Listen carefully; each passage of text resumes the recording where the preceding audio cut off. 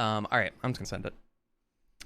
Um, I don't know if I'll end up being able to read this or if I even know where it's going, but I'm just gonna write and see what happens. Um, Streaming was my dream before I even Was just knew it wondering how you existed. feel about your You know what? large following in the gay community. Maybe I will mute the The alerts. gay Maya, community. thank you. Hello Streamer 3. That's probably not a bad idea. I will play them all at the end though. That's the middle ground. Um, Streaming was my dream before I even knew it existed. I would play Rock Band in my room with my brothers, daydreaming about having an audience to watch us play this stupid little game. I joined clans and teams in Halo, Battlefield, and Call of Duty to try to be the best that I could be and be part of something bigger than myself. um, when Destiny came out when I was in high school, motherfucker, I hate you all. When Destiny came out, I was in high school. I fully threw myself into that game. Really thought I'd make a name for myself. I grinded that game like no other, and I'd be incredibly surprised if it still wasn't my most played game of all time. I got so good at Destiny that I played Trials of Osiris every single weekend, carrying 2 noobs by myself and clipping all the highlights on my PS4. I started making montages from all those clips and would post them to Reddit. I made a 10-minute video every weekend of endless 1v3s and unwinnable situations where I'd come out on top. Looking back now, of course I didn't blow up. Who the fuck wants to watch a nerdy-ass 16-year-old kid stomping lobbies, never talking in videos, and syncing it all to the shittiest non-copyright music I could find, even though I liked it at the time? I thought I had something special talent-wise, but most importantly, I loved finally having a creative outlet. Creating things felt great.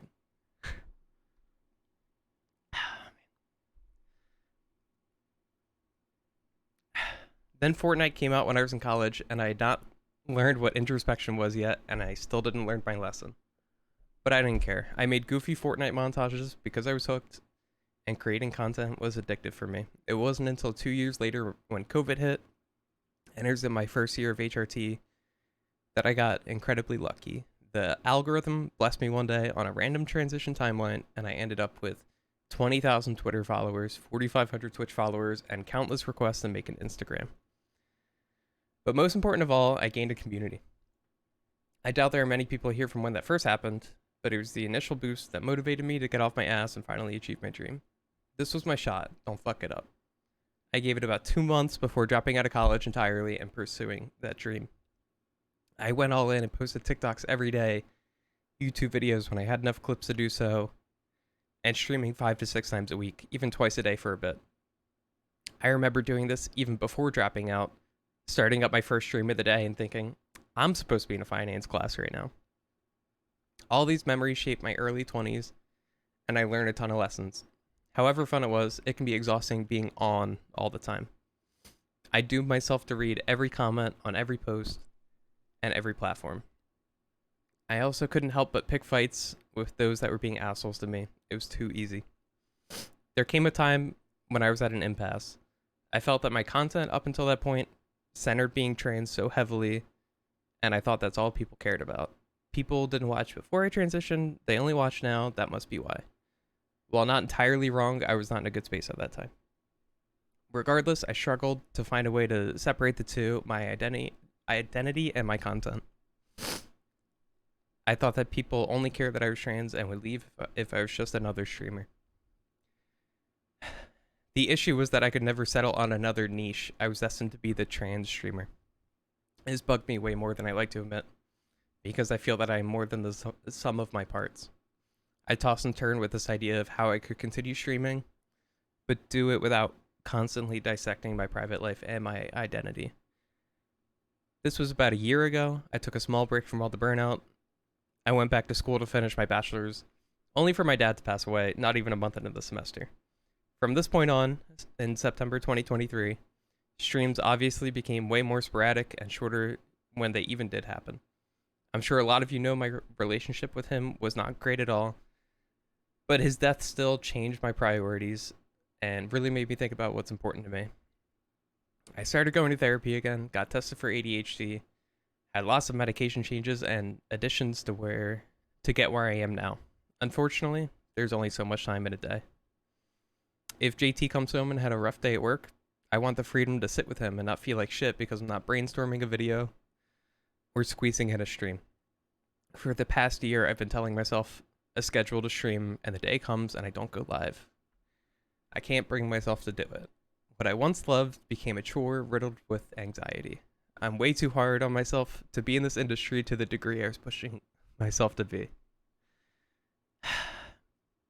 To make it in this industry and be sustainable, you have to be a top 1% streamer, have a team of people to edit and create your content, become a brand, stir or engage in drama, sell yourself out, and being a man wouldn't hurt.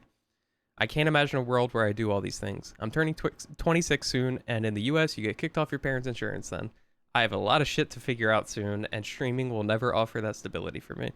So I needed to do this so I can finally shift my own expectations as well as yours. Retirement is probably the wrong word, but I think it gets the point across best.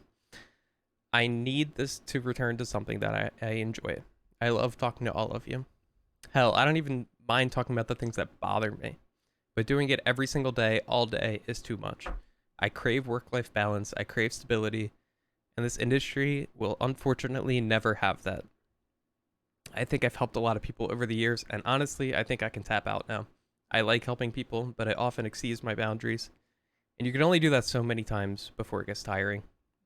I'd rather bow out now and give everyone a little bit of closure if they want it than to endlessly drag this on and have everyone, including myself, cling to the idea that things will go back to normal. I think of The Undertaker, who everyone thought was going to retire in 2017, but continued to hobble around the ring for the next couple of years in a depressing fashion. I don't want to be that. I have a gigantic boogie. Hold on.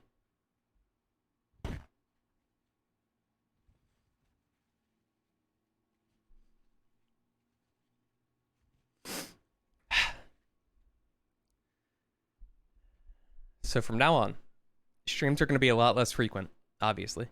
With that being said, I'll probably be able to announce ahead of time when I like to do them as my time management is getting a lot better. What I'm going to stop doing is give empty promises. I'm super guilty of doing this on so many fronts, but the most egregious one is by promising streams. I blame my ADHD for this, but I have to live with it regardless. My plan is to live life, get a job. I'm looking into master's programs for counseling degrees.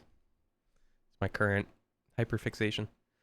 I think it'll be similar to streaming, and I can really connect to people. I think it'd be a good fit for me, but we'll see. And real quick, I just want to say, fuck Ava Tyson, fuck Keffels, fuck Euphoritori, fuck Logitech, fuck Natarsha, and fuck the people from my Overwatch tournament who were being assholes to me and said that I was giving the LGBT community a bad name. Fuck you all. Special thanks to JT, Diabetic, Phil, Justin, Keanu, Donnie, Nerner, Connor, Jack, Stewart, Hale, Meeper, Chax, and the Shanley family, as well as my family. This is not the entire list by far, but I wouldn't be here if it wasn't for you all. And that's what I wrote.